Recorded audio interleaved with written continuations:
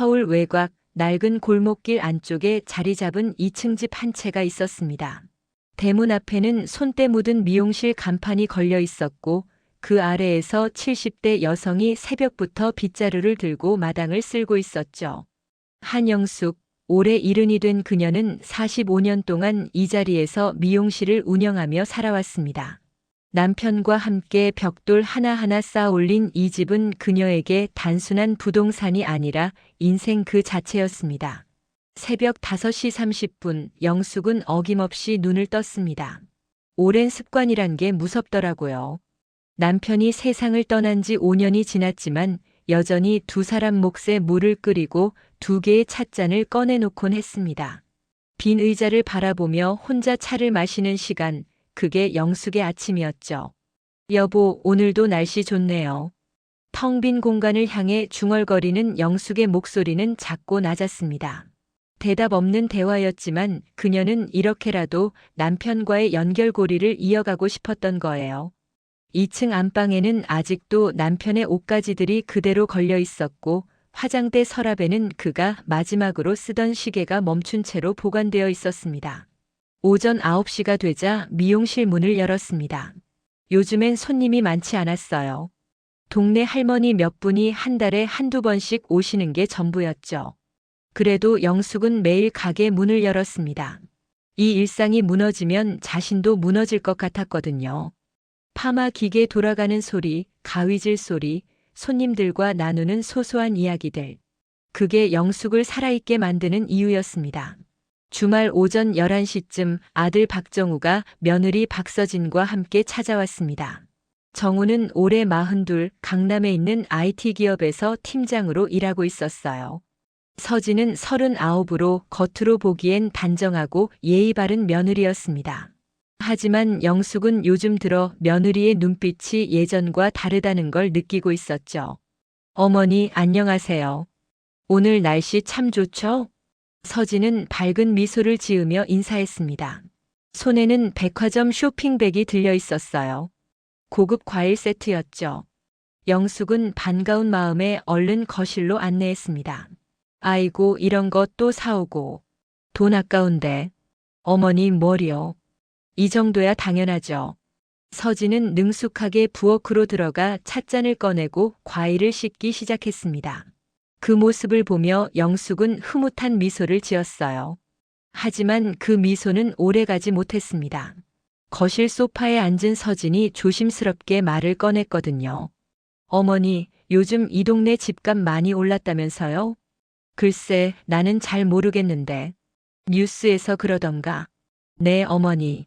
요즘 이런 구축 주택들이 인기래요. 리모델링해서 카페나 게스트하우스로 만들면 월 500만 원은 기본이라던데요. 영숙은 고개를 갸웃했습니다. 며느리가 왜 갑자기 이런 이야기를 꺼내는지 이해가 되지 않았어요. 우리 집을요? 네, 어머니. 사실은요, 제가 요즘 부동산 재테크 공부를 좀 하고 있거든요. 유튜브에도 채널 하나 만들었어요. 구독자가 벌써 2만 명이 넘었답니다. 서진은 자랑스럽게 자신의 휴대폰을 꺼내 보여주었습니다. 서진의 똑똑한 부동산 이야기라는 채널이었죠. 영상 제목들이 눈에 들어왔어요. 30대 부부 억대 자산 만들기, 부모님 집, 효율적으로 관리하는 법 같은 것들이었습니다. 어머니 혼자 이 큰 집에 계시는 것도 위험하고요. 관리도 힘드시잖아요. 차라리 저희 명의로 돌려놓으시면 세금도 절약되고 저희가 제대로 관리해 드릴 수 있는데요. 영숙은 찻잔을 천천히 내려놓았습니다. 손끝이 미세하게 떨렸어요. 명의를 돌리면 이 집이 내 거가 되는 거야? 어머니, 그게 아니라요. 어머니는 당연히 여기서 계속 사시는 거죠. 다만 서류상으로만 저희 이름으로 해놓으면 나중에 상속세도 안 내도 되고 여러모로 이득이라고요. 정우가 끼어들었습니다. 엄마, 서진이 말이 맞아요. 요즘은 다들 이렇게 한대요. 미리미리 준비해 놓는 게 좋다고 하더라고요. 영숙은 아들을 바라봤습니다. 정우의 눈빛에는 확신이 담겨 있었어요. 하지만 영숙의 가슴 속에는 알 수 없는 불안감이 피어오르고 있었습니다. 나는 좀 더 생각해 볼게. 갑작스러운 이야기라서. 네, 어머니. 천천히 생각하세요. 저희가 어머니한테 나쁜 짓 하겠어요?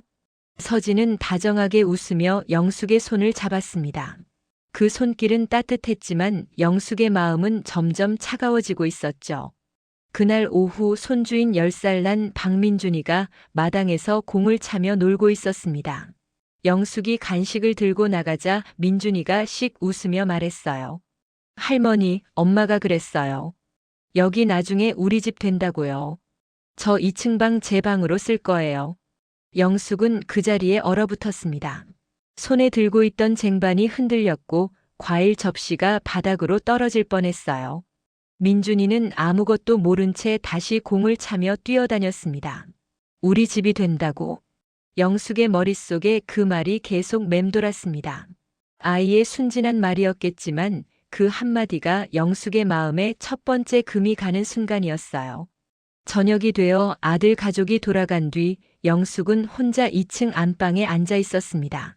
창밖으로 보이는 마당의 감나무, 남편이 심었던 그 나무가 어둠 속에서 흔들리고 있었죠. 45년 전 젊은 부부였던 그들이 처음 이 땅을 샀을 때가 떠올랐습니다. 여보, 여기에 우리 집을 짓자. 평생 살 집을. 남편의 목소리가 귓가에 들리는 것 같았어요. 당시 250만 원에 샀던 이 땅은 이제 13억 원이 넘는 가치를 지니게 되었습니다. 하지만 영숙에게 이 집의 가치는 돈으로 환산할 수 없는 것이었죠. 밤 10시 영숙은 물을 마시러 부엌으로 내려가다가 거실에서 불빛이 새어나오는 걸 발견했습니다. 정우가 휴대폰으로 통화를 하고 있었어요. 영숙은 본능적으로 복도 모퉁이에 몸을 숨겼습니다. 응, 서진아. 엄마한테 오늘 말은 꺼냈어. 근데 반응이 좀 애매하더라. 정우의 목소리가 작게 들려왔습니다. 아니, 딱히 싫다고는 안 하셨는데. 생각해보겠대. 솔직히 요즘 엄마 깜빡깜빡 하시는 것도 많고 혼자 사시기엔 위험한 것 같아. 저번에도 가스불 켜놓고 깜빡하셨잖아. 영숙은 가슴이 철렁 내려앉았습니다. 자신이 판단력이 떨어진 사람으로 취급받고 있다니.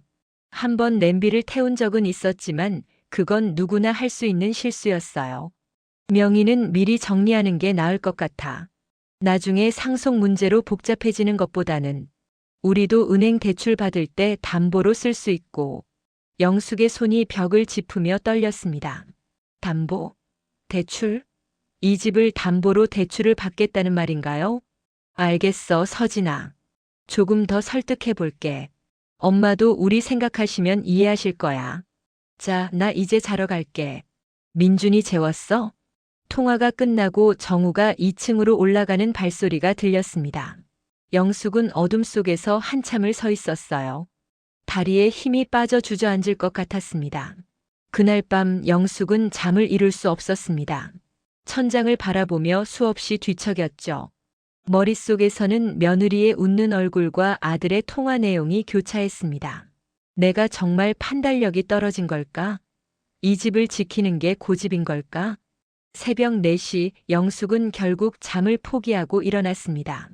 거울을 보니 깊은 주름이 파인 얼굴이 보였어요.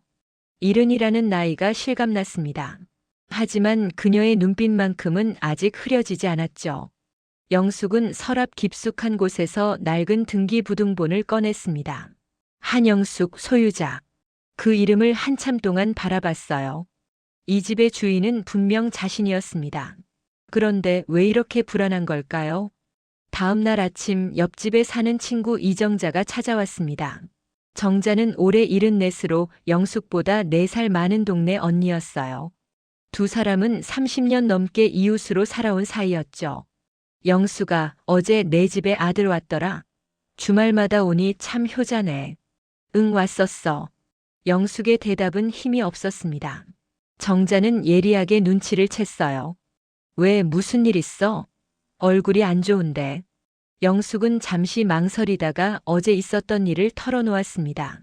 며느리의 제안, 손주의 말, 그리고 밤에 엿들은 아들의 통화까지. 정자는 찻잔을 내려놓으며 한숨을 쉬었습니다. 영수가 그거 조심해야 해. 요즘 그런 일 많다고 하더라. 명에 돌려놓고 나중에 쫓겨나는 노인들 뉴스에 많이 나오잖아. 설마 우리 정우가 그럴까? 가족이라고 다 똑같은 거 아냐? 특히 며느리 말이지 그 사람 눈빛이 예사롭지 않더라. 정자의 말에 영숙은 고개를 떨구었습니다. 마음 한구석에서는 정자의 말이 맞다는 걸 알고 있었어요. 하지만 인정하고 싶지 않았습니다. 자식을 의심한다는 게 너무 슬픈 일이었거든요. 영숙은 이제 두 갈래 길 앞에 서 있었습니다. 가족을 믿고 집을 넘길 것인가 아니면 자신의 권리를 지킬 것인가. 이른 평생을 가족을 위해 살아온 여자에게 이 선택은 너무나 가혹한 것이었습니다. 월요일 오전 영숙은 평소처럼 미용실 문을 열었습니다. 하지만 마음은 무겁기만 했어요. 주말 내내 잠을 설쳤더니 눈 밑에 다크서클이 짙게 내려앉았습니다. 거울을 보며 파운데이션을 두드리는데 손이 자꾸만 떨렸죠. 에이, 정신 차려. 괜한 걱정하는 거야. 스스로를 다독이며 가게 정리를 시작했습니다. 오전 10시쯤 단골 손님인 김순례 할머니가 오셨어요. 82의 순례 할머니는 한 달에 한 번씩 파마를 하러 오시는 분이었습니다. 영숙이, 오늘 얼굴이 왜 그래? 어디 아파? 아니에요, 할머니. 그냥 잠을 좀 못 잤어요. 요즘 젊은 것들이 노인네들 재산 노리는 거 뉴스 봤어? 아이고, 무섭더라. 자식이라고 다 믿으면 안 된다니까. 순례 할머니의 말에 영숙의 손이 멈췄습니다. 파마 롤을 감던 손가락에 힘이 들어갔어요. 할머니, 그게 무슨. 저번 주에 우리 동네 박여사 있잖아. 그 양반이 아들한테 집 넘겨줬다가 요양원으로 쫓겨났대. 아들 내외가 그 집을 팔아버렸다나 뭐래. 70평생 살던 집에서 쫓겨나다니 참나. 영숙은 등골이 서늘해지는 걸 느꼈습니다. 남의 일 같지 않았거든요. 그날 오후 영숙은 휴대폰에 문자 한 통을 받았습니다. 며느리 서진이었어요. 어머니, 제가 어머니를 위해 건강검진 예약 잡아드렸어요. 이번 주 목요일 오전 9시 서울대학교병원 신경과입니다. 요즘 치매 예방 검진 받으시는 분들 많으시더라고요. 저희가 모시고 갈게요. 영숙은 휴대폰을 보며 멍하니 서 있었습니다. 치매 예방 검진? 자신이 그런 검진을 받아야 할 정도로 문제가 있나요? 서진은 언제 이런 예약을 잡았을까요? 자신에게 물어보지도 않고. 목요일 아침 정우와 서진이 차를 끌고 왔습니다. 영숙은 마지못해 차에 올랐어요. 병원까지 가는 40분 동안 서진은 계속 밝게 떠들었습니다. 어머니, 이 검진 정말 좋은 거래요. 500만 원짜리 프리미엄 패키지인데 저희가 효도하는 마음으로 예약했어요. 뇌 MRI, MRI도 찍고 인지능력 검사도 하고요. 영숙은 대답 없이 창밖만 바라봤습니다. 마음속 어딘가에서 경보음이 울리고 있었어요. 병원 접수 창구에서 영숙은 충격적인 말을 들었습니다. 한영숙님 맞으시죠? 보호자분께서 예약하실 때 최근 판단력 저하 증상이 있으셔서 정밀 검사가 필요하다고 하셨는데요. 네. 판단력 저하요? 영숙은 며느리를 돌아봤습니다. 서진은 어색하게 웃으며 말했어요. 어머니, 그냥 예방 차원이에요. 요즘 깜빡깜빡 하시는 것 같아서요. 나는 그런 적 없는데. 어머니, 저번에 가스불 켜놓고 나가신 거 잊으셨어요? 다행히 제가 확인해서 껐잖아요. 영숙은 할 말을 잃었습니다. 그날 정말 깜빡한 건 맞았지만 그게 치매 검진을 받아야 할 정도인가요? 검사실에서 의사는 여러 가지 질문을 했습니다. 오늘이 며칠인지 아세요? 2025년 11월 13일이요. 100에서 7씩 빼보세요. 93, 86, 79. 모든 질문에 영숙은 정확하게 답했습니다. 의사는 고개를 갸웃하며 차트를 확인했어요. 인지능력에는 전혀 문제가 없으시네요. 보호자분께서 걱정이 많으신가 봅니다. 영숙은 쓴웃음을 지었습니다. 걱정이 아니라 다른 이유가 있는 거 아닐까요? 집으로 돌아오는 길 영숙은 뒷자리에 앉아 있었습니다. 정우가 운전하고 서진이 조수석에 앉아 있었어요. 두 사람은 앞에서 나직이 대화를 나눴습니다. 검사 결과 괜찮다고 하던데? 응, 그래도 나이가 나이니까. 미리 준비는 해둬야지. 명예 이전 서류는 준비했어? 응, 법무사 통해서 다 뽑아놨어. 이번 주말에 도장만 받으면 돼. 영숙은 숨을 죽이고 그 대화를 들었습니다. 가슴이 쿵쿵 내려앉았어요. 손에 쥔 가방 손잡이를 세게 움켜쥐었습니다. 손톱이 손바닥에 파고들 정도로. 그날 밤 영숙은 정자에게 전화를 걸었습니다. 정자야, 나 지금 내 집으로 가도 돼? 그래 와. 무슨 일이야? 정자의 집 거실에서 영숙은 오늘 있었던 일을 모두 털어놓았습니다. 병원 검진 이야기, 차 안에서 들은 대화까지. 정자는 찻잔을 탁 내려놓으며 화를 냈어요. 이거 완전히 작정하고 덤비는 거잖아. 영수가 정신 차려. 가족이라고 다 내 편은 아니야. 하지만 정우는 내 아들이잖아. 아들이라고 내 인생까지 가져갈 권리는 없어. 내 인생의 주인은 아직도 너야, 한영숙. 정자의 말이 영숙의 가슴을 쳤습니다. 그렇습니다. 자신의 인생 주인은 자기 자신이에요. 일흔이 되었다고 해서 그게 바뀌는 건 아니잖아요. 저기 영숙아. 내가 구청에서 하는 강에 있다는 거 알아? 무슨 강에? 노년의 재산권과 존엄에 관한 강의래.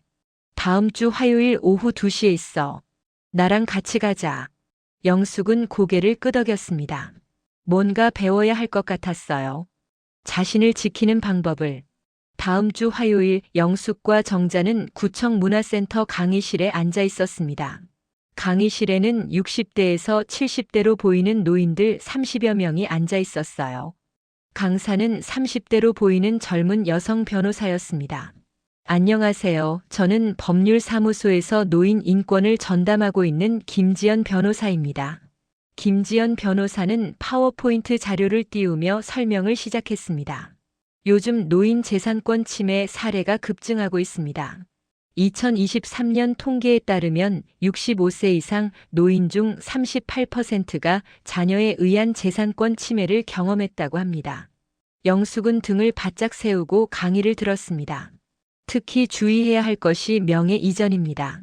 자녀들이 세금 절약, 상속 준비 등을 명분으로 부모님 집을 자신의 명의로 돌리는 경우가 많은데요. 일단 명의가 넘어가면 법적으로 그 집은 자녀의 재산이 됩니다. 강의실이 술렁거렸습니다. 여기저기서 한숨 소리가 들렸어요. 본인의 허락 없이 건강검진을 예약하거나 치매 진단을 유도하는 경우도 있습니다. 이는 부모님의 판단력을 문제 삼아 법적으로 불리하게 만들려는 시도일 수 있습니다. 영숙의 손이 떨렸습니다. 며느리가 했던 일이 정확히 이거였어요. 여러분 명심하세요. 본인의 허락 없이 재산을 건드리는 건 효도가 아니라 침해입니다. 그 말이 영숙의 가슴 깊이 박혔습니다. 침해. 그렇습니다. 자신이 느낀 불편함은 단순한 오해가 아니었어요. 그건 자신의 권리가 침해당하고 있다는 신호였습니다. 강의가 끝난 뒤 영숙은 김지연 변호사에게 다가갔습니다. 변호사님, 상담 좀 받을 수 있을까요? 네, 물론이죠. 무료 상담도 가능합니다. 영숙은 자신의 상황을 조심스럽게 설명했습니다. 며느리의 제안, 허락 없이 잡힌 병원 예약, 그리고 엿들은 대화까지. 김지연 변호사는 심각한 표정으로 고개를 끄덕였어요. 어르신, 지금 당장 조치를 취하셔야 합니다. 일단 등기부등본을 떼어서 명의가 바뀌지 않았는지 확인하세요. 그리고 재산에 관한 어떤 서류에도 절대 도장을 찍지 마세요. 만약에 제가 도장을 찍으면 어떻게 되나요? 명의가 넘어가는 순간 법적으로 그 집은 며느리분 소유가 됩니다. 그 후에는 어르신이 그 집에서 나가시라고 해도 거부할 수 없어요. 영숙은 온몸에 소름이 돋았습니다. 자신이 얼마나 위험한 상황에 있었는지 실감이 났어요. 집으로 돌아온 영숙은 서랍 깊숙한 곳에 보관해둔 모든 서류를 꺼냈습니다. 등기부등본, 토지대장, 건축물대장. 다행히 아직 명의는 자신으로 되어 있었어요. 하지만 언제까지 안전할까요? 그날 밤 영숙은 중요한 결심을 했습니다. 더 이상 착한 시어머니로만 살지 않기로, 자신의 권리를 지키기로. 금요일 저녁 아들 부부가 또 찾아왔습니다. 이번에는 커다란 서류 봉투를 들고 왔어요. 서진은 여느 때처럼 밝게 웃으며 말했습니다. 어머니, 오늘 좋은 소식 가지고 왔어요. 법무사 통해서 명예 이전 서류 다 준비했어요. 어머니는 여기에 도장만 딱 찍으시면 돼요. 서진은 서류를 테이블 위에 펼쳤습니다. 부동산 증여 계약서였어요. 영숙은 서류를 찬찬히 읽어 내려갔습니다. 그러다 한 문장에서 멈췄어요. 증여자는 본 부동산에 대한 모든 권리를 수중자에게 이전한다. 영숙은 천천히 고개를 들어 며느리를 바라봤습니다. 서진아, 나한테 물어볼 게 있어. 네, 어머니. 뭐든지 물어보세요. 저번 주에 병원 예약 잡은 사람 너지? 서진의 얼굴이 굳었습니다. 그건 어머니 건강이 걱정되어서요. 의사 선생님한테 내가 판단력이 떨어진다고 말한 것도 너야? 어머니, 그게 무슨. 나는 아직 정신이 멀쩡해. 내가 깜빡한 게 한두 번 있다고 치매 환자 취급하지 마. 영숙의 목소리는 차분했지만 단호했습니다. 정우가 끼어들었어요. 엄마, 우리가 그럴 의도로 한 게 아니에요. 진짜 걱정되어서. 정우야. 영숙은 아들을 똑바로 바라봤습니다. 지난주에 차 안에서 내가 한 말 나 다 들었어. 이 집을 담보로 대출받겠다는 얘기. 정우의 얼굴이 창백해졌습니다. 엄마, 그건 내 허락도 없이 내 인생을 진단하지 마. 이 집은 나와 내 아버지가 45년 동안 지켜온 곳이야. 돈으로 환산할 수 없는 추억이 담긴 곳이고. 서진이 갑자기 눈물을 흘리기 시작했습니다. 어머니, 저희가 그렇게 나쁜 사람들로 보여요? 저희도 어머니 생각해서 하는 건데 혼자 사시는 것도 위험하고 관리도 힘드시잖아요. 위험한 건 외로움이 아니야. 영숙은 또박또박 말했습니다. 위험한 건 가족의 탐욕이지. 거실에 침묵이 흘렀습니다. 시계 초침 소리만 똑딱똑딱 울렸어요. 서진은 눈물을 닦으며 일어섰습니다. 당신 가요. 어머니가 저희를 도둑으로 보시는데 더 있어서 뭐해요. 정우도 어쩔 수 없이 일어섰습니다. 문을 나서며 아들이 작게 말했어요. 엄마, 우리가 잘못 생각했나 봐요. 죄송해요. 대문이 닫히는 소리가 들렸습니다. 영숙은 혼자 남은 거실에 앉아 떨리는 손으로 찻잔을 들었어요. 차는 이미 식어 있었습니다. 그날 밤 영숙은 남편의 사진 앞에 앉았습니다. 여보, 내가 제대로 한 거 맞죠? 아들이 원망할까봐 두렵지만 우리 집은 지켜야 해요. 사진 속 남편은 따뜻하게 웃고 있었습니다. 마치 잘했다고 용기 있었다고 말해주는 것 같았어요. 영숙은 이제 알았습니다. 진짜 효도는 재산을 넘기는 게 아니라 서로를 존중하는 거라는 걸. 그리고 가족이라는 이름으로 누군가의 인생을 빼앗을 권리는 없다는 걸. 그날 이후 일주일 동안 아들에게서 연락이 없었습니다. 영숙은 매일 휴대폰을 들여다보며 혹시 문자라도 왔나 확인했어요. 하지만 화면은 조용했습니다. 손주 민준이의 목소리도 아들의 안부 전화도 없었죠. 이게 맞는 건가? 영숙은 혼잣말을 중얼거렸습니다. 가슴 한구석이 텅 빈 것처럼 허전했어요. 자식과의 관계가 이렇게 단절되는 게 옳은 일일까요? 하지만 동시에 마음 한편에서는 홀가분함도 느껴졌습니다. 더 이상 눈치 보지 않아도 되니까요. 11월 20일 목요일 오전, 영숙은 미용실에서 단골 손님의 머리를 손질하고 있었습니다. 라디오에서는 경쾌한 트로트가 흘러나오고 있었어요.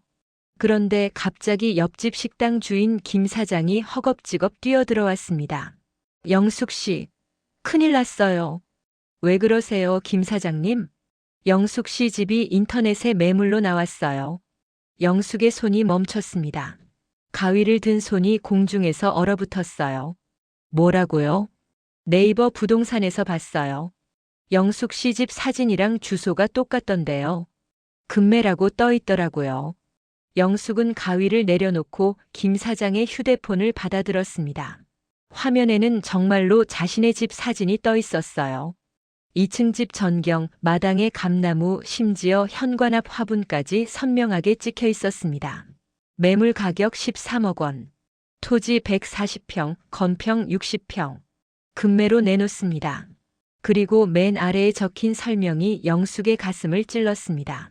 시어머니께서 연세가 많으셔서 정리하십니다. 빠른 거래 원하십니다. 등록자 이름은 박서진이었습니다. 영숙은 그 자리에서 주저앉을 뻔했어요. 손님이 황급히 그녀를 부축했습니다. 영숙 씨 괜찮으세요? 저기. 죄송한데 오늘은 여기까지만 하고 다음에 마저 해드릴게요. 손님을 돌려보낸 영숙은 곧바로 가게 문을 닫았습니다. 그리고 떨리는 손으로 며느리에게 전화를 걸었어요. 신호음이 길게 울렸지만 받지 않았습니다. 한 번, 두 번, 세 번, 네 번째에야 서진이 전화를 받았어요. 네, 어머니. 목소리는 냉랭했습니다. 서진아, 너 우리 집을 부동산에 올렸어? 네. 내 허락도 없이 어떻게 그럴 수가 있어? 어머니, 어차피 명예 이전 안 해주실 거잖아요. 그럼 이렇게라도 해야죠. 매물로 올려놓으면 어머니도 마음이 바뀌실 줄 알았어요. 지금 나를 협박하는 거야? 협박이 아니라 현실이에요, 어머니. 어머니 혼자서 그 큰 집 관리 못 하시잖아요. 그냥 순순히 명의만 넘겨주시면 되는데 왜 이렇게 고집을 부리세요? 영숙은 휴대폰을 꽉 쥐었습니다. 손끝이 하얗게 질렸어요. 당장 그 매물 내려. 안 그러면 나도 가만히 있지 않을 거야. 어머니가 뭘 어떻게 하시게요? 경찰에 신고하시게요? 저는 시어머니 생각해서 한 일인데요. 영숙은 더 이상 참을 수 없었습니다. 너희 집으로 갈게. 당장 얼굴 보고 얘기하자. 전화를 끊고 영숙은 코트를 걸쳤습니다. 거울 속 자신의 얼굴은 창백했지만 눈빛만큼은 단호했어요. 강남구 대치동 아들 부부가 사는 35평 아파트. 영숙은 5,200만 원을 들여 이 집 전세금을 보태준 적이 있었습니다. 5년 전 일이었죠. 그때 서진이 얼마나 고마워했는지 기억이 생생했어요. 초인종을 눌렀습니다. 잠시 후 문이 열렸어요. 서진은 집에서 입는 편한 옷차림이었습니다. 얼굴에는 화장기 하나 없었죠. 어머니, 왜 오셨어요? 들어가도 되겠니? 들어오세요. 거실로 들어선 영숙은 소파에 앉지 않고 서 있었습니다. 서진도 맞은편에 섰어요. 두 사람은 마치 결투를 앞둔 것처럼 서로를 노려봤습니다. 서진아, 내가 살아있는데 왜 나를 죽은 사람 취급을 해? 어머니, 무슨 말씀을? 부동산에 올린 그 설명 봤어. 시어머니가 연세가 많아서 정리한다고. 나는 아직 멀쩡해. 앞으로 10년은 더 살 거야. 서진의 얼굴이 붉어졌습니다. 어머니, 솔직히 말씀드릴게요. 저희도 힘들어요. 정우 오빠 회사에서 구조조정 얘기 나오고 있고 민준이 학원비만 해도 한 달에 250만 원이에요. 집값은 계속 오르는데 저희는 전세 사는데. 그래서 내 집을 노린 거야? 노린 게 아니라 어차피 나중에 저희 거 될 거잖아요. 미리 받아서 뭐가 문제예요? 영숙은 헛웃음이 나왔습니다. 나중에 너희 거? 내가 언제 너희한테 준다고 했어? 어머니. 서진이 목소리를 높였습니다. 저 7년 동안 며느리 노릇했어요. 명절 때마다 음식 해날랐고 주말마다 찾아뵙고 어머니 생신 때마다 선물 챙기고. 그런데 이제 와서 집 안 준다고요? 그게 효도가 아니라 투자였구나. 영숙의 목소리는 차갑게 가라앉았습니다. 넌 나를 사랑한 게 아니라 내 집을 사랑한 거야.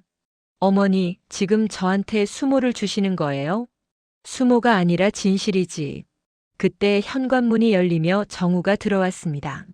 회사에서 급히 나온 모양이었어요. 넥타이가 헝클어져 있었습니다. 엄마, 왜 여기 오셨어요? 정우야, 내 와이프가 우리 집을 부동산에 올렸더라. 정우는 당황한 표정으로 서진을 바라봤습니다. 서진아, 그게 무슨. 당신이 해결 못할 것 같아서 내가 한 거야. 어차피 어머니가 명예 안 넘겨주시잖아. 그렇다고 이런 식으로. 그럼 당신이 방법이라도 있어? 부부가 서로 언성을 높이기 시작했습니다. 영숙은 그 모습을 보며 가슴이 먹먹해졌어요. 이게 가족이라는 이름으로 벌어지는 일이란 말인가요? 갑자기 영숙의 시야가 흐릿해졌습니다. 어지러움이 몰려왔어요. 다리에 힘이 풀리며 그녀는 바닥으로 쓰러졌습니다. 어머니. 정우가 황급히 달려왔습니다. 영숙은 의식을 잃기 직전 천장의 조명이 빙글빙글 도는 것을 봤어요. 눈을 떴을 때는 병원이었습니다. 하얀 천장, 소독약 냄새, 옆에서 들리는 심전도 기계 소리. 영숙은 천천히 고개를 돌렸어요. 침대 옆에는 정우가 앉아 있었습니다. 엄마, 깨어나셨어요? 여기가 어디니? 병원이에요. 엄마가 우리 집에서 쓰러지셔서 응급실로 왔어요. 혈압이 많이 올라가셨대요. 영숙은 천천히 몸을 일으켰습니다. 머리가 지끈거렸어요. 서진이는 집에 있어요. 민준이 봐야 해서. 정우는 고개를 숙였습니다. 그의 어깨가 축 처져 있었어요. 엄마, 죄송해요. 제가 서진이를 제대로 못 말렸어요. 정우야. 영숙은 아들의 손을 잡았습니다. 너는 나를 진짜 사랑하니? 아니면 내 집을 사랑하니? 엄마, 그게 무슨 말씀이에요? 당연히 엄마를 사랑하죠. 그럼 내가 그 집 없이 살아도 나를 찾아오겠니? 정우는 대답하지 못했습니다. 침묵이 흘렀어요. 그 침묵이 답이었습니다. 영숙은 아들의 손을 놓았습니다. 이제 알겠다. 엄마 노릇은 여기까지 했으면 좋겠다. 엄마, 나 퇴원하면 내 인생 내가 결정할 거야. 너희한테 더 이상 휘둘리지 않을 거고. 이틀 후 퇴원한 영숙은 곧장 정자의 집으로 갔습니다. 정자는 영숙을 보자마자 꽉 껴안았어요.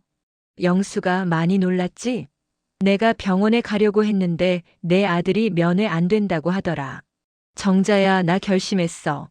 무슨 결심? 이 집 기증할 거야. 정자는 눈이 휘둥그레졌습니다. 기증? 어디에? 동네 아이들한테. 도서관으로 만들어서. 영숙아, 정말 그러면 너는 어디서 살려고? 작은 원룸 하나 얻으면 돼. 혼자 사는데 그 큰 집이 뭐가 필요해? 영숙의 눈빛은 단호했습니다. 정자는 친구의 손을 꽉 잡았어요. 내가 결정한 거면 나는 응원할게. 근데 법적으로 문제는 없어? 응, 김지연 변호사님한테 물어봤어. 본인 명의의 재산은 본인이 마음대로 처분할 수 있대. 자식들도 막을 수 없고. 그럼 이제 진짜 시작하는 거네. 내 인생을. 영숙은 고개를 끄덕였습니다. 일은 평생을 남을 위해 살았습니다. 남편을 위해, 아들을 위해, 손주를 위해. 이제는 자신을 위해 살고 싶었어요. 다음 날 아침 영숙은 김지연 변호사 사무실을 찾았습니다. 변호사는 따뜻하게 맞아주었어요. 어르신 결심하셨군요. 네, 이 집을 동네 아이들을 위한 도서관으로 기증하고 싶어요.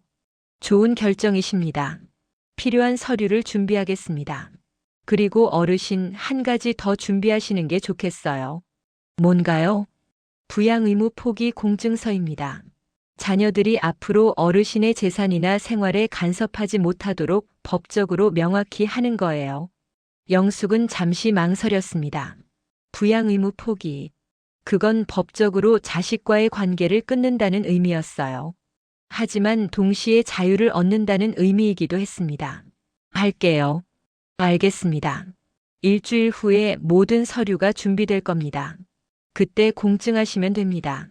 일주일 후 영숙은 공증사무소에 앉아 있었습니다. 앞에는 두 가지 서류가 놓여 있었어요. 부동산 기증 계약서와 부양 의무 포기 공증서. 서명하시고 도장 찍어주시면 됩니다. 영숙은 만년필을 들었습니다. 손이 떨렸어요. 이 도장을 찍는 순간 모든 게 바뀝니다. 돌이킬 수 없게 되죠. 여보, 내가 제대로 하는 거 맞죠? 마음속으로 남편에게 물었습니다. 그리고 깊게 숨을 들이마셨어요. 꽝! 도장을 찍는 소리가 울렸습니다. 빨간 인주가 서류 위에 선명하게 찍혔어요. 한영숙. 그 이름이 세상에 자신의 결정을 선언하는 순간이었습니다. 축하드립니다, 어르신. 이제 어르신의 집은 아이들의 집이 됩니다. 영숙은 서류를 바라보며 미소 지었습니다. 평생 가족을 위해 찍던 도장, 오늘은 자신을 위해 찍었습니다. 그리고 그것이 잘못된 일이 아니라는 걸 알았어요. 공증사무소를 나서는 영숙의 발걸음은 가벼웠습니다. 11월에 찬 바람이 불어왔지만 가슴속은 따뜻했어요. 이제 남은 건 아들에게 이 사실을 알리는 것뿐이었습니다.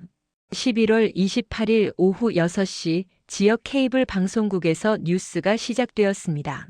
앵커의 차분한 목소리가 흘러나왔어요. 다음 소식입니다. 서울 외곽의 한 주택가에서 훈훈한 소식이 들려왔습니다. 70세 한영숙 씨가 자신이 45년간 지켜온 집을 지역 아이들을 위한 무료 도서관으로 기증하기로 했다는데요. 박민지 기자가 취재했습니다. 화면이 바뀌며 영숙의 2층 집이 나왔습니다. 마당에 감나무, 낡은 미용실 간판, 그리고 한영숙이 대문 앞에 서 있는 모습이 비춰졌어요. 저는 이 집에서 남편과 함께 평생을 살았습니다. 이제 이 집이 동네 아이들의 추억이 되었으면 좋겠어요. 제가 받은 사랑을 다음 세대에게 돌려주고 싶습니다. 인터뷰하는 영숙의 얼굴은 평온했습니다. 주름 사이로 잔잔한 미소가 번졌어요. 강남 대치동 아파트 거실에서 서진은 그 뉴스를 보고 있었습니다. 리모컨을 든 손이 부들부들 떨렸어요. 이게 뭐야, 이게 대체 뭐냐고. 서진은 소리를 질렀습니다. 옆에 앉아있던 정우도 화면을 멍하니 바라보고 있었죠. 기증? 도서관? 우리한테 한마디 상의도 없이? 서진아, 진정해. 진정해? 지금 진정하라고. 13억짜리 집을 그냥 남한테 준다는데. 서진은 휴대폰을 집어들었습니다. 영숙에게 전화를 걸었지만 받지 않았어요. 한 번, 두 번, 세 번. 10번을 걸어도 통화 연결음만 울릴 뿐이었습니다. 이거 우리 동네 사람들 다 봤을 거야. 완전 망신이잖아. 서진은 자신의 휴대폰을 확인했습니다. 카카오톡 메시지가 벌써 15개나 와 있었어요. 동네 엄마들, 친구들, 심지어 유튜브 구독자들까지. 언니 뉴스 봤어요? 시어머니 분이셨어요? 서진아, 너 괜찮아? 집 날아간 거 아니야? 부동산 재테크 전문가라며? 키읔키읔키읔 본인 집도 못 지켜? 서진의 얼굴이 새하얘졌습니다. 그녀가 그토록 공들여 쌓아온 이미지가 하루아침에 무너지고 있었어요. 당신 어머니 집 당장 가요. 이거 취소시켜야 해. 서진아, 이미 공증까지 끝났을 거야. 뉴스에 나왔다는 건. 그럼 어떡하라고. 우리 노후 대책이 그 집이었잖아. 정우는 대답하지 못했습니다. 그저 멍하니 앉아있을 뿐이었죠.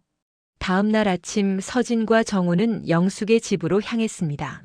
차 안의 분위기는 냉랭했어요.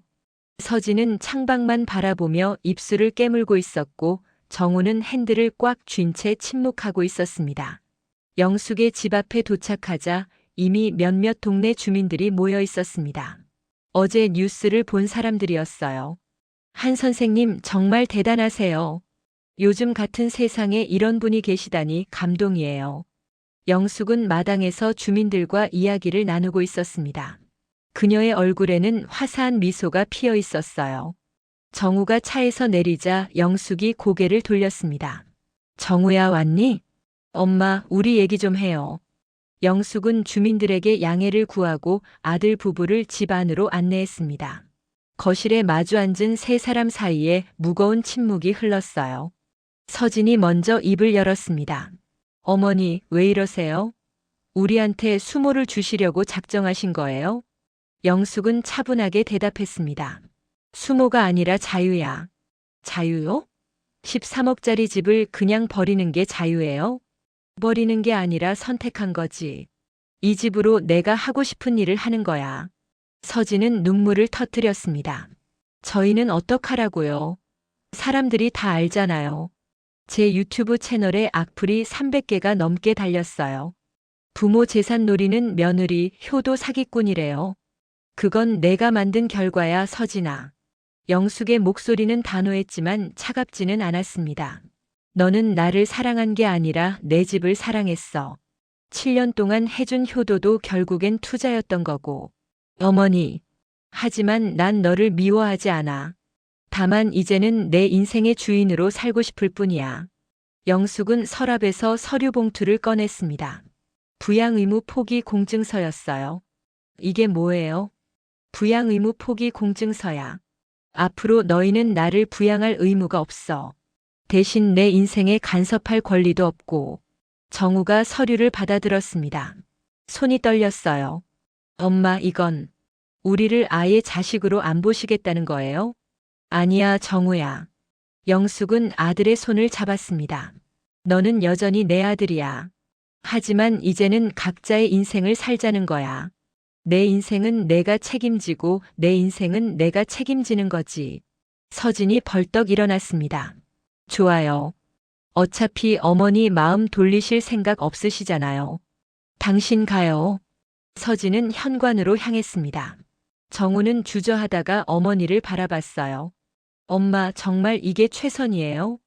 응, 정우야. 이게 우리 모두를 위한 최선이야. 정우는 고개를 끄덕이고 일어섰습니다. 문을 나서기 전 그가 작게 말했어요. 엄마, 행복하세요. 영숙은 미소 지었습니다. 너도 행복해라, 아들아. 대문이 닫히는 소리가 들렸습니다. 영숙은 창가에 서서 떠나는 차를 바라봤어요. 가슴이 아팠지만 동시에 홀가분했습니다. 50년 넘게 짊어지고 있던 짐을 내려놓은 기분이었죠. 그날 오후 구청 담당자들이 집을 방문했습니다.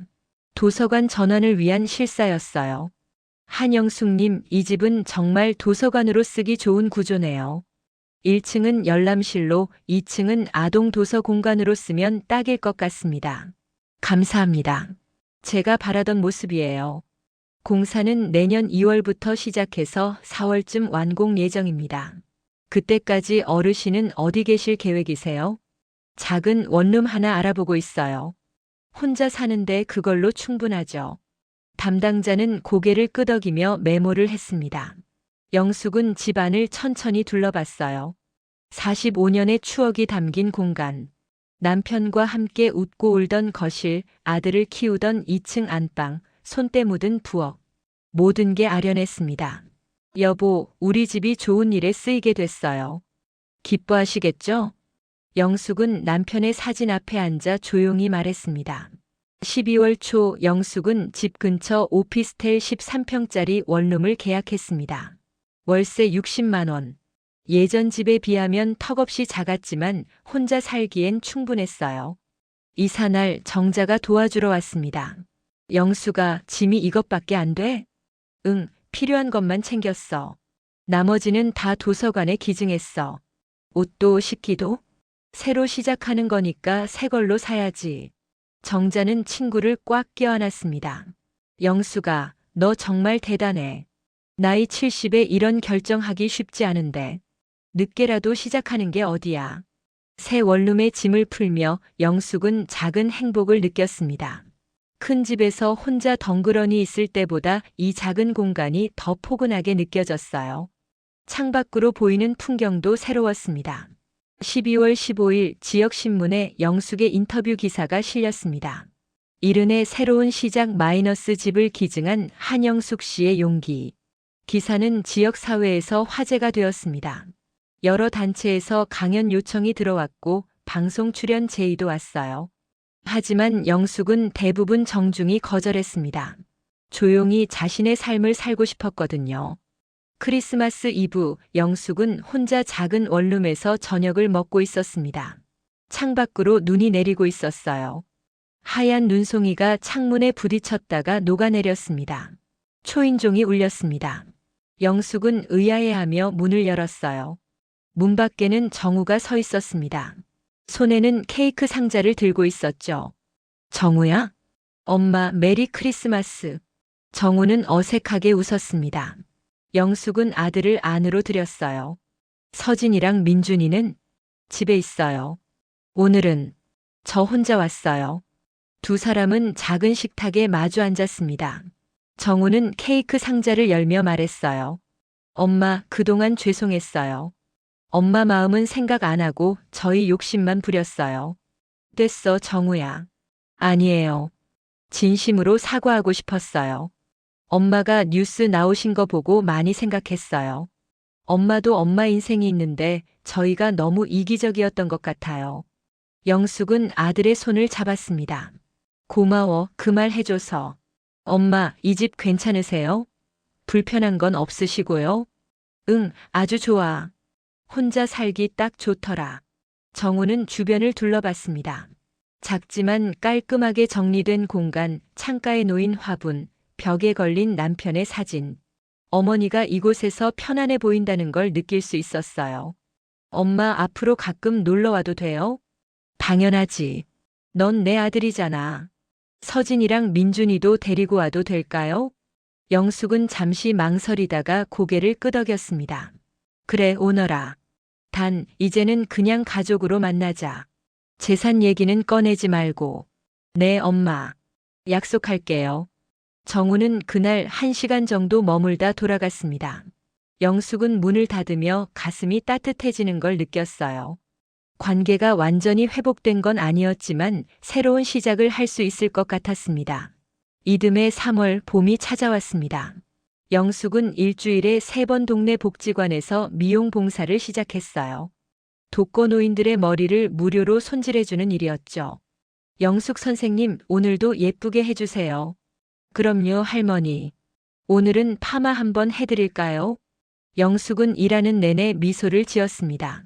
누군가에게 도움이 된다는 게 이렇게 기쁜 일인지 몰랐어요. 4월 12일 드디어 도서관 개관식이 열렸습니다. 영숙의 옛집이 희망 도서관으로 다시 태어난 날이었어요. 1층에는 책장이 가득 들어섰고 2층에는 아이들을 위한 동화책 코너가 마련되었습니다. 마당의 감나무는 그대로 남아 있었죠. 개관식에는 동네 주민 100여 명이 모였습니다. 구청장이 축사를 했고 아이들이 동요를 불렀어요. 영숙은 테이프 커팅식에 참여했습니다. 한영숙님의 헌신으로 우리 지역에 소중한 공간이 생겼습니다. 박수 부탁드립니다. 우레와 같은 박수 소리가 터져 나왔습니다. 영숙은 눈시울이 붉어졌어요. 멀리서 정우 가족이 손을 흔드는 게 보였습니다.